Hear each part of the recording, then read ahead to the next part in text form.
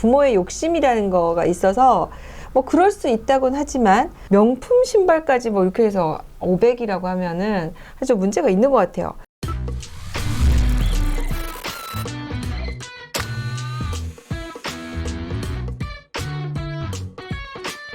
안녕하세요. 양서영 변호사의 상담소 양담소에 오신 걸 환영합니다. 2024년이 시작된 게 엊그제 같은데 시간이 정말 빨리 가는 것 같아요. 네, 벌써 며칠이 또 지났습니다. 그러니까요. 이러다가 또 2025년이 오는 거겠죠? 무섭습니다. 네. 네. 자, 하루하루 좀 알뜰하게 잘 살아보도록 노력을 해야 될 것 같습니다. 그런데 알뜰살뜰 살아도 부족할 판에 오늘 지금 무슨 사연이 도착했습니까? 아이를 위해서 정말 사랑하고 아끼는 마음은 인정을 하지만 많은 돈을 지출하고 있어서 배우자와 이제 갈등을 빚고 있는 사연을 준비를 해봤습니다. 제가 한번 읽어보도록 하겠습니다. 저는 프리랜서로 일하고 있고 아내는 전업주부, 5살 딸아이가 있습니다. 제 수입이 좀 불규칙하긴 하나 지금은 한 달에 1,000만 원 정도는 들어오고 있고요. 저는 아내에게 바라는 게 별로 없습니다. 그저 알뜰살뜰 살림해주고 아이를 잘 키워주면 되는데 아내의 씀씀이가 너무 큽니다. 특히 아이를 위한 돈이라며 과도하게 쓰는데요. 크리스마스라면서 200만 원짜리 장난감을 사질 않나.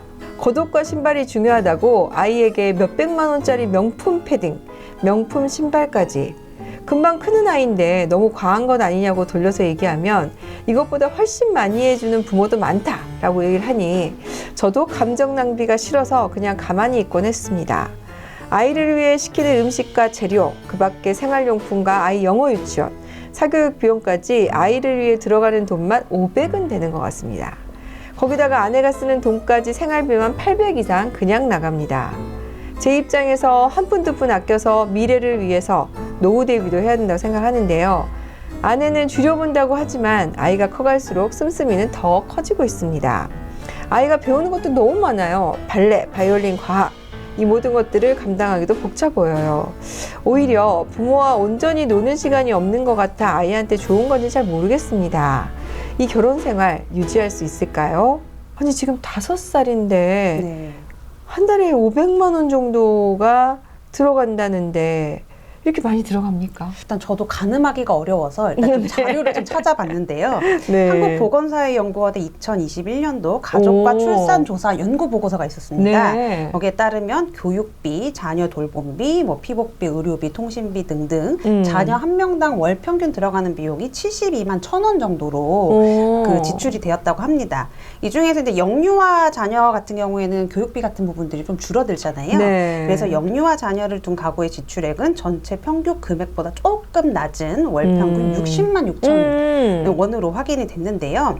지금 사연자가 부담하고 있는 양육비는 지금 이 조사에서 드러난 평균 양육비의 8배가 넘는 금액이거든요. 네. 물론 이 월 평균 금액이 자녀 양육비의 절대적인 조건이 될 수는 없지만 지금 한 달 소득이 월 1,000 정도 된다고 하셨는데 절반에 해당하는 금원이 지금 자녀 양육비로 다 소비되고 있는 상황이거든요. 그러니까. 네, 사연자로서는 충분히 염려할 만한 사정으로 보입니다. 왜 이제 부모의 욕심이라는 거가 있어서 뭐 그럴 수 있다곤 하지만 명품 신발까지 뭐 이렇게 해서 500이라고 하면은 사실 문제가 있는 것 같아요. 이거 남편이 관리하는 체제로 바꿀 수 있을까요? 일단 우리 민법은 부부 별산제를 취하고 있습니다. 즉 부부 일방이 혼인 전부터 보유하고 있던 재산 그리고 혼인 중에 자기 명의로 취득한 재산은 그 배우자의 재산이 되고 네. 그 재산의 관리나 사용 수익, 처분 권한 또한 그 배우자가 갖는다는 법리인데요. 이런 법리에 따라서 사연을 살펴보면 사실 남편이 혼인 중에 벌어들인 수입은 당연히 남편의 특유 재산이 됩니다. 그래서 이 특유 재산을 관리할 수 있는 주체도 남편이어야 하거든요. 네. 그래서 이 법리에 따르면 남편이 자신의 수입을 관리하는 데는 아무런 지장이 없는 상황이지만 여기서 아직 간과해서는 안 되는 게 부부가 경제 공동체이자 가정의 안정과 유지를 위해서 각각의 의무를 담당하고 협력해 나가야 되는 협력 관계라는 점입니다. 네. 변호사님 말씀하신 것처럼 협력 관계니까 잘 협의해서 가면 좋을 것 같은데 이 아내의 과도한 씀씀이 이혼 사유가 될 수 있을까요? 지금 남편은 이미 사연을 보면 아내한테 사교육비 지출이 좀 과도하다. 그리고 저축이나 노후 대비 없이 소득 80% 이상 소비하는 생활을 좀 그만하자라고 지적을 했던 상황으로 보입니다.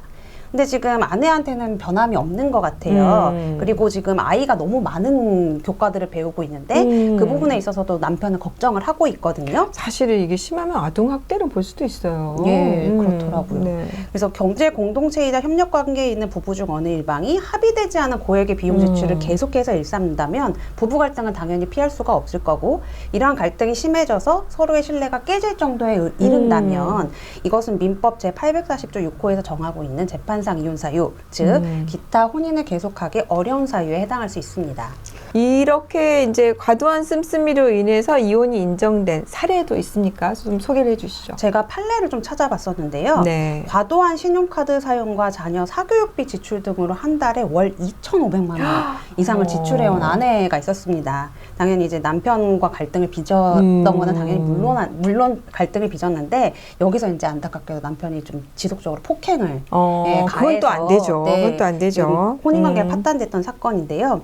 이 사건의 재판부는 혼인 파탄의 책임은 폭력을 행사한 남편에게 있다라고 인정을 했습니다. 그리고 위자료로 2천만 원을 지급하도록 하기는 했습니다만 아내가 과도한 신용카드 사용과 사교육비를 지출한 부분은 재산 분할에서 반영을 했습니다. 즉 이 혼인 기간이 결코 짧지 않은 부부였거든요. 지금 2,500만 원 이상 썼다고.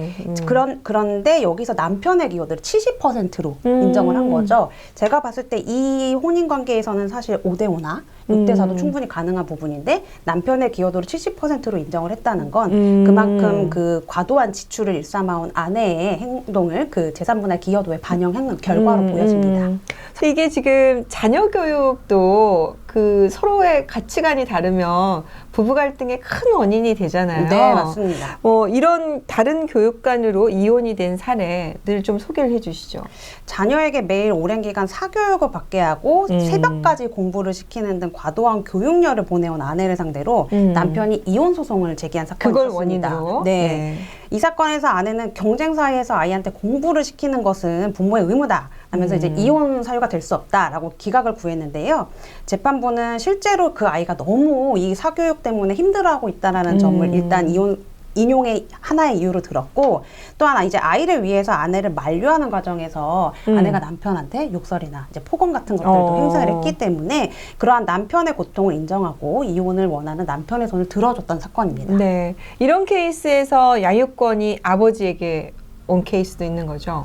아버지에게 지금 갈 수밖에 없는 상황인 거죠. 사실 이렇게 새벽까지 공부를 시켰다라고 제가 표현을 했는데, 제가 찾은 기사에선 새벽 4시까지. 그러니까 잠도 못 자게 하고. 네. 근데 사실은 이게 아동학대로 볼 수 있어요. 제가 아동학대 사건을 판례를 한번 분석해 본 적이 있는데, 어떤 부모가 있었냐면요, 애를 과외를 시켜요. 그러면 엄마가 그 문 앞에 있어. 그래가지고 애가 공부를 어떻게 하는지 다 듣고 있어.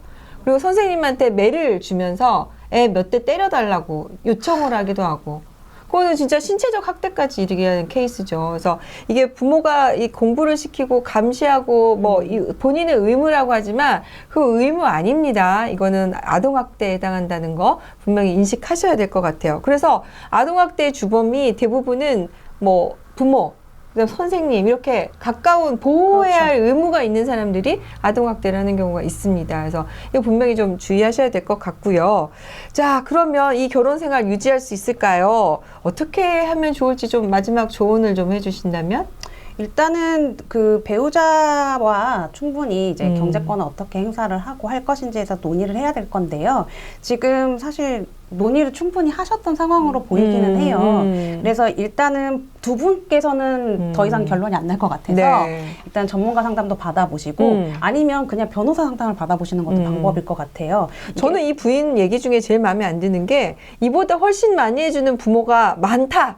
이거 지금 결국에는 남편을 지금 다른 사람과 비교하는 거잖아요. 그렇죠. 약간 뭔가 정서적으로 열등감이 많으신 분이 아닌가 싶어요. 그거를 지금 자기가 아이를 통해서 뭔가 보상받으려고 하는 부분이라서 좀 심리 상담이 필요한 케이스가 아닌가 생각이 듭니다.